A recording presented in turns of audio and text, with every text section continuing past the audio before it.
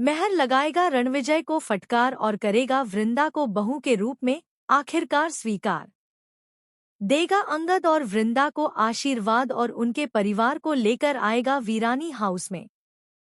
जी हाँ दोस्तों, क्योंकि क्योंकि सास भी कभी बहू थी में आने वाला है बहुत ही जबरदस्त और मजेदार ट्विस्ट।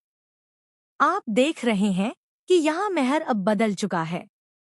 जो पहले परिवार के लिए नहीं सोच पाता था और सिर्फ नो और अपनी बेटी परी के चक्कर में रहता था, अब उसे अपनी बड़ी गलती का एहसास हो चुका है। दूसरी तरफ शो में आ गया है एक बहुत ही इंटरेस्टिंग मोड़, क्योंकि यहाँ वृंदा फंस चुकी है। दरअसल रणविजय वृंदा से मास्क हटाने के लिए कहता है, क्योंकि वह अंगद के बच्चों को पहचान जाता है और कहता है, ये तो अंगद के बच्चे हैं, अपना मास्क हटाओ।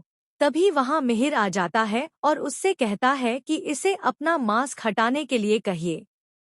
इस पर जवाब मिलता है कि ये तो रोज मास्क हटाती है। तब रणविजय कहता है, हटाती होगी, लेकिन आप इसका पूरा सच नहीं जानते।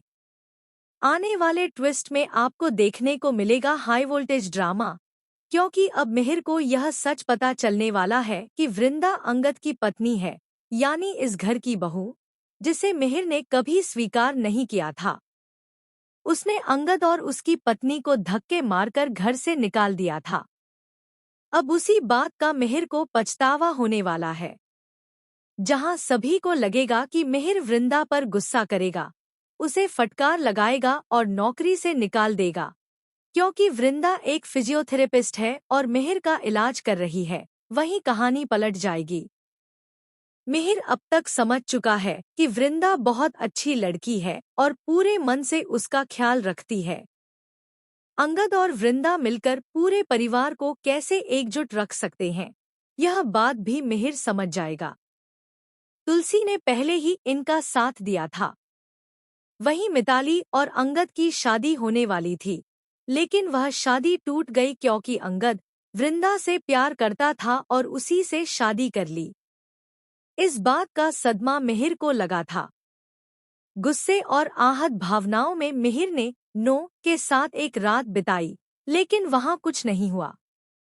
फिर भी उसे अपनी गलती का एहसास है और उसी की सजा वह अब तक भुगत रहा है। अब वह अपनी गलती सुधारते हुए वृंदा को स्वीकार करेगा।